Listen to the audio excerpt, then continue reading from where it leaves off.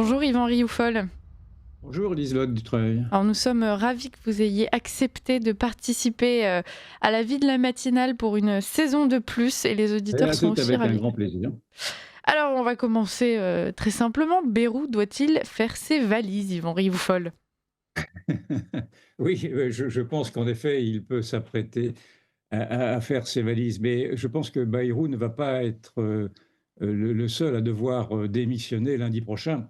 D'ailleurs, sa prestation télévisée de lundi soir a été crépusculaire, notamment dans sa déconnexion des réalités et dans son excès de confiance qui semble lui faire comprendre qu'il ne voit rien de la colère sourde des Français. Mais au-delà de la personnalité de François Bayrou, c'est plus généralement l'ensemble du monde politique qu'il représente, c'est-à-dire cette tyrannie de la pensée social-démocrate qui dirige la France depuis maintenant 50 ans, qui doit acter sa faillite et accepter de solliciter en effet les voix des Français à travers de nouvelles législatives pour le moins, voire même une nouvelle élection présidentielle précipitée. Et ça s'appelle la démocratie. Car Bayrou, hier, a symbolisé, de mon point de vue, dans son autosatisfaction bonhomme et un peu béate, son incapacité, et cela m'a frappé, à se remettre en question et à esquiver et à esquisser pardon, un début de mea culpa. Le vrai sujet, me semble-t-il, n'est pas celui de l'endettement faramineux qu'il a posé comme étant central dans son maintien au pouvoir. Tout le monde s'accorde à reconnaître en effet comme étant complètement démentiel cette course à la dépense publique. Le vrai sujet qui n'a pas été posé, qu'il ne veut pas poser, est celui de l'échec du progressisme qui a produit cette fuite en avant dans les dépenses publiques, mais aussi, on le voit avec cette rentrée scolaire, dans l'effondrement de l'école publique, au profit d'ailleurs de l'école privée. Et surtout dans le délitement de la nation ouverte à une immigration qui est devenue pour partie invasive et pour partie colonisatrice. C'est ceci qui apparaît aujourd'hui et qui acte la faillite de tout un système. En effet, c'est un système qui s'effondre. Quand un État n'assume plus la sécurité de ses citoyens, quand il appauvrit la classe moyenne, quand il la méprise, quand il laisse venir une idéologie totalitaire qui est construite sur la conquête territoriale et la haine des mécréants, cet État doit rendre les clés, tout simplement. C'est simplement une question de bon sens.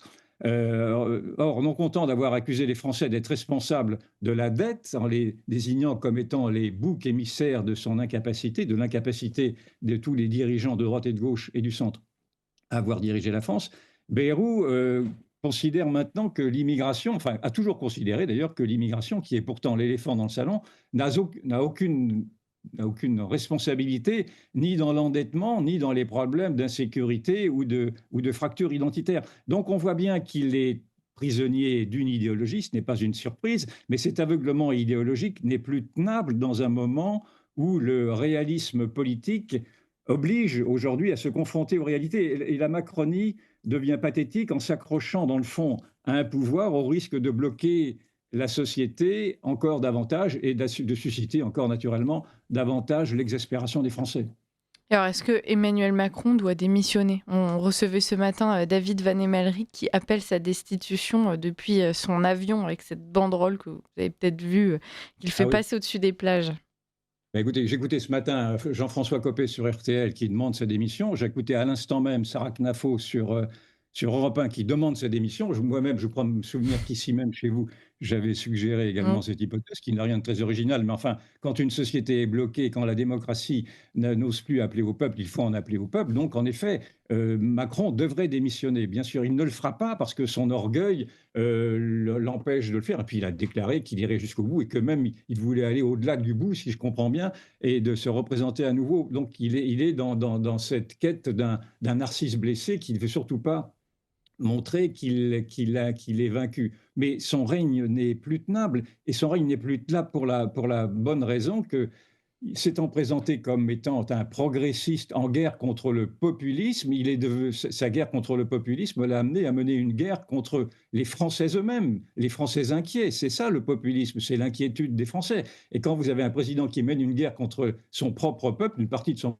propre peuple, eh bien, naturellement, cela devient une fuite en avant pathétique. Et son goût pathologique pour l'affrontement, pour la provocation, pour le disruptif, d'ailleurs, certains y voient les caractéristiques d'un psychopathe, d'une psychopathie en tout cas, est une provocation permanente pour les Français qui n'en peuvent plus d'être méprisés et agressés et par le président quand il les traite de populistes et par le Premier ministre quand il les désigne comme bouc émissaire des incompétences du Mozart de la finance. Donc il y a une vraie colère rentrée aujourd'hui chez les Français, mais elle n'est pas. Mais je voudrais tout de même faire rajouter ce point, c'est qu'elle n'est pas celle que la gauche va tenter de détourner le 10 septembre, très prochainement, comme elle avait détourné la colère des Gilets jaunes à l'époque. Le 10 septembre sera voué à l'échec parce qu'en effet, même si ce mouvement a été initié, semble-t-il, auprès de mouvements souverainistes, sa récupération par l'extrême gauche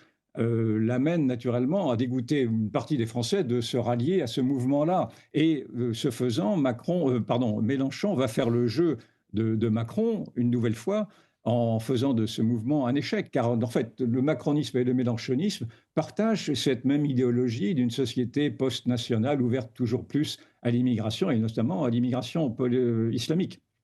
En revanche, cette colère française, cette colère de la France qui se réveille, exaspérée, doit trouver un exutoire, si elle ne veut pas tomber effectivement dans des excès, dans la réactivation de la démocratie. La démocratie, c'est-à-dire le gouvernement du peuple, par le peuple, pour le peuple. Et donc, on est effectivement dans ce moment où les gens disent être démocrates, mais ne supportent pas que le peuple ait son mot à y dire. Donc, c'est une démocratie sans le peuple, c'est assez curieux.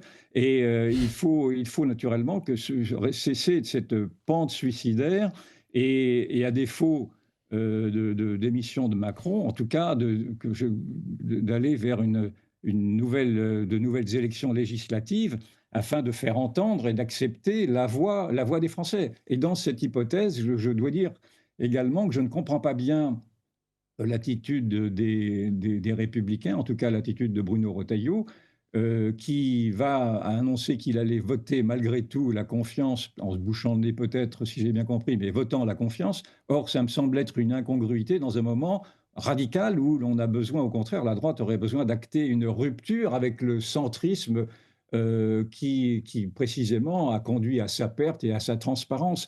J'observe que chez les Républicains, il y a d'ailleurs un débat parce que beaucoup de républicains, même parmi les députés, une quinzaine ne voteront pas cette confiance-là. Donc, Retailleau n'a pas réussi à consolider son propre camp sur cette histoire-là. Mais je pense que Retailleau fait une erreur, va faire une erreur en accordant sa confiance et en restant sur le Titanic, alors que le Titanic est en train de sombrer et que le moindre des bons sens serait effectivement de quitter le navire, si je puis dire. C'est cette nuance, alors que je défends Bruno Retailleau plutôt, en tout cas dans ses diagnostics et ses analyses courageuses, là, je trouve au contraire qu'il se laisse emporter par ces éléments modérateurs. Il y a toujours eu ça au sein des Républicains, de ces éléments modérateurs, centristes, enfin le centrisme de Bayrou, dans le fond, qui ont fait en sorte que les Républicains sont devenus ce qu'ils sont.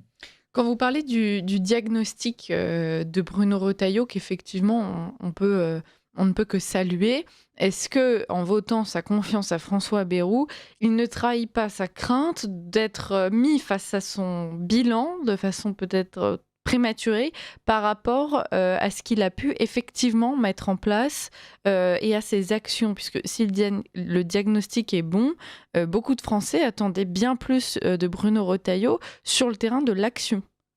Moi, j'ai toujours dit que Bruno Retailleau devait acter son départ depuis longtemps parce qu'effectivement, il n'a pas les moyens de mener une action. Il est dans un gouvernement enfin, il est en tout cas sous l'autorité d'un président et d'un premier ministre qui ne partagent rien de ses vues et de ses analyses. Et donc, il peut toujours faire des discours, mais il retombe là dans le travers qu'il reprochait à ses prédécesseurs, c'est-à-dire de se goberger, de s'enivrer de mots creux, mais lui-même, malgré tout, dans son bilan, n'a pas réussi à imprimer sa marque. Alors certes, il est très bon communicant, je pense je ne me remets pas du tout en doute sa sincérité, mais je trouve qu'il se prête à un jeu qui est un jeu perdant pour lui-même et pour ceux qui l'écoutent surtout. Je pense à Mm. ses électeurs dans la mesure où il cautionne maintenant un régime, on le voit bien, encore une fois, un régime qui s'effondre sous nos yeux, qui s'effondre sous ses propres pas. Et je ne comprends pas, très franchement, la caution qu'il constitue. Alors j'ai bien compris qu'au début, il ne voulait pas effectivement que ce soit la gauche qui soit désignée un homme ou une femme de gauche qui soit désigné comme étant Premier ministre, enfin qui rentre au gouvernement, et donc, ou au ministère de l'Intérieur. Mais je ne comprends pas en effet qu'il persiste à ne pas voir que ce gouvernement est indéfendable. Or, malgré tout, Retailleau continue à défendre l'indéfendable et replonge dans les travers de cette droite la plus bête du monde. C'était Guy Mollet qui avait dit ça, qui, au prétexte d'apparaître comme étant sympathique et sympa, plonge dans ce centrisme, dans cette social-démocratie, dans ce socialisme pour les nuls, qui fait que la France aujourd'hui est devenue une puissance dérisoire. Donc, en effet, je trouve que Retailleau est décevant de ce point de vue-là. Bon, écoutez, Yvan Rioufol, mardi prochain, nous serons le lendemain justement du 8 Voilà. septembre, jour durant lequel François Bayrou va se soumettre à ce fameux vote de confiance. Donc, nous avons déjà hâte d'avoir votre analyse de ce grand moment. On verra aussi si ça aboutit à une dissolution de l'Assemblée nationale. Bref, à mon avis, il y aura beaucoup à dire dans les semaines à venir. Donc, merci pour cette première chronique. Et puis, nous avons déjà hâte de la suite.